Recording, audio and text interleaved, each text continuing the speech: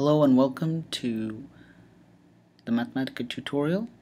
My name is Shakil Rafi and I'm currently doing my undergrad in mathematics at Troy University. Today I'm going to show you Mathematica and how to go about it. This is the first of a series of tutorials where I will show you the basics and then proceed on to more advanced stuff in Mathematica. This is aimed at people who do not have a background in programming or computer algebra systems in general. It is meant for people who are completely new to Mathematica as a software. Now, first of all, let's begin at the very beginning, right, so to speak. Assume that you do not have Mathematica. As you can see here, I already have it in my system. So let's assume you do not have it, and you'll start by downloading it. So what you're going to do is you're going to open up your favorite web browser, and once it's there, what you do is you would go to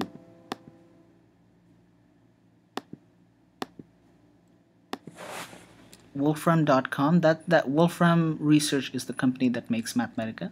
So you go to their website, wolfram.com. As you can see here, this is their site. It's pretty neat. Now, what you do is you go to products, and then you have three different versions of Mathematica: Mathematica Student Edition, and Mathematica Home Edition.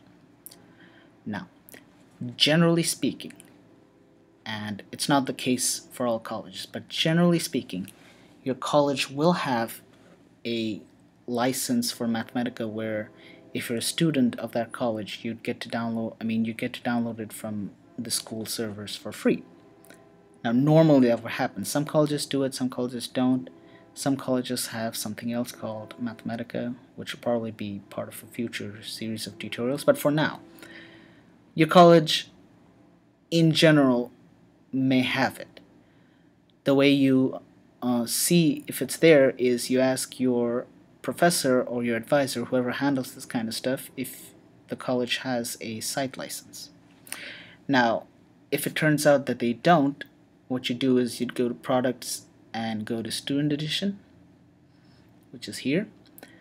Now, what they'll ask you is they'll ask you for your college email ID.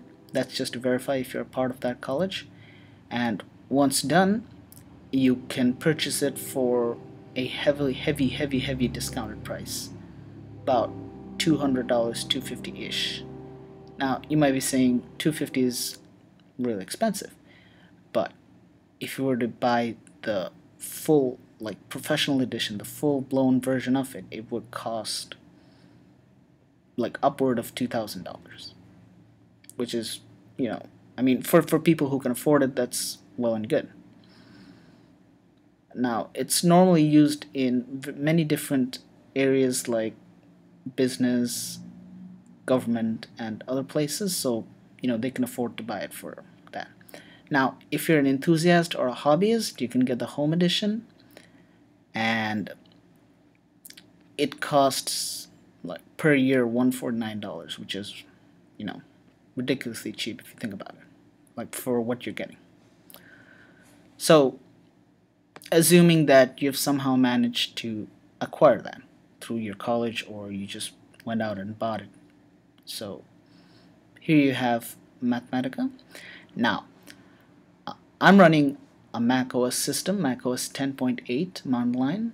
Now, if you're on a Windows, like here, I'm just going to click Mathematica, and here you go. It's already been there. So hold on, let me just do it again. Now, if you're on a Windows system, what you do is you click Start and then Mathematica. And if you're on a Mac, what you do is just go to the dock and click Mathematica, or just search for it. Here we have it. Now,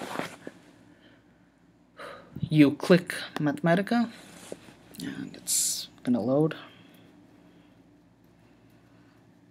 There you go.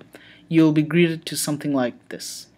Now, Bear in mind that I'm not using the latest version of Mathematica. The latest version of Mathematica is Mathematica 9. What I'm running here is Mathematica 8. Now, generally, it's not going to be a problem.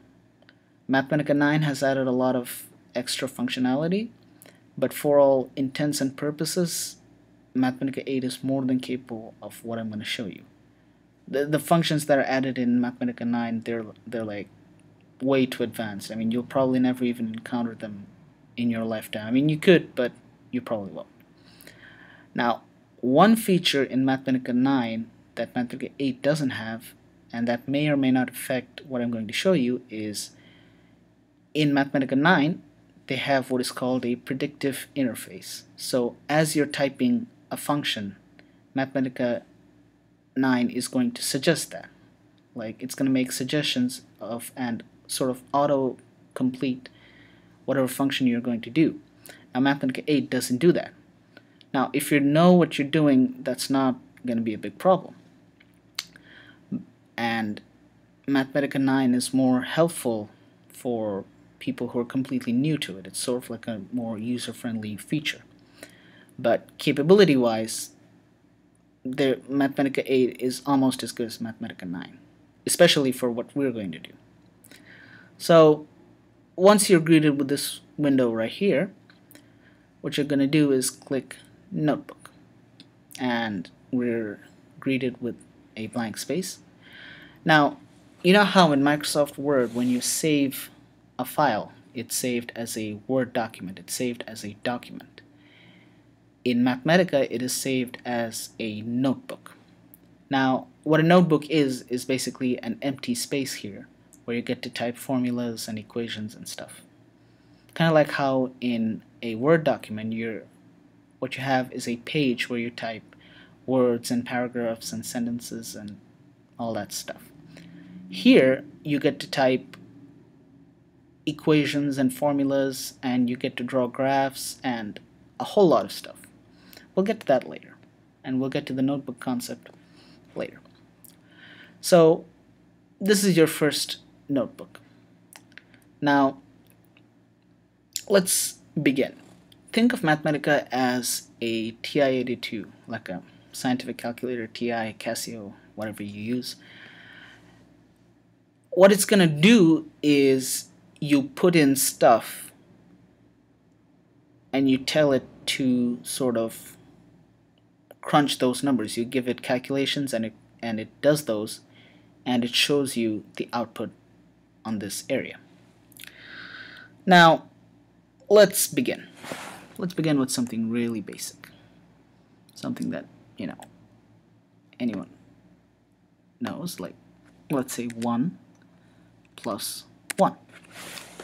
So you're asking Mathematica to find out what 1 plus 1 is and show the answer right here. Now, what you'll notice is if you press enter, nothing's going to happen. That's because a calculation might have more than one line. To tell Mathematica to, okay, that's it. That's what I want you to find out. What you do is press Shift and then press enter. And there you have it.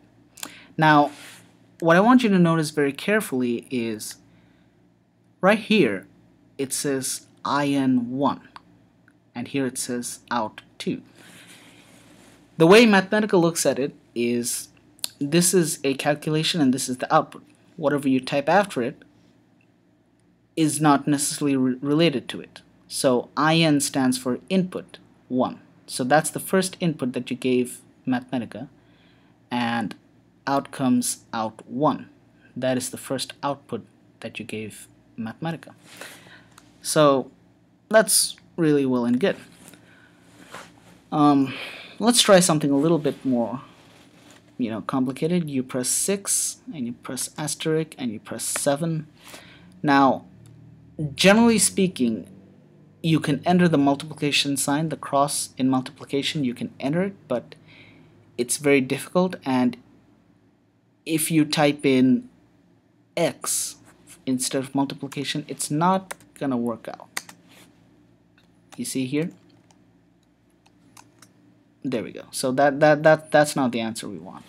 So it's best to avoid x for multiplication. I'm just gonna minimize that. It's generally inadvisable to use x for multiplication. You're going to use the asterisk sign, the one above 8. So what is 6 times 7? 42. Yep, that's what we wanted. So plus multiplication. Well, let's do subtraction. What's 6 minus 1? It gives us 5. Now notice that every time I'm pressing enter, I'm actually pressing shift enter. You have to realize that. As you can see in the input, like the video is showing the input, you can clearly see that I'm pressing shift enter all the time. So what is 1 minus 6? Negative 5. Okay, so as you can see, Mathematica is very smart. How about division? What is 7 over, like 7 divided by 7? 1, which is very good. So let's do something else. What is 7 divided by 0? And it gives you an error. It gives you complex infinity, an error message. We'll get back to that in a later video. So as you might have expected, it follows the order of operations. So 6 plus 7 times 8. Now what we expect is that it's going to multiply this first and then add the 7. There we go. That's what it does.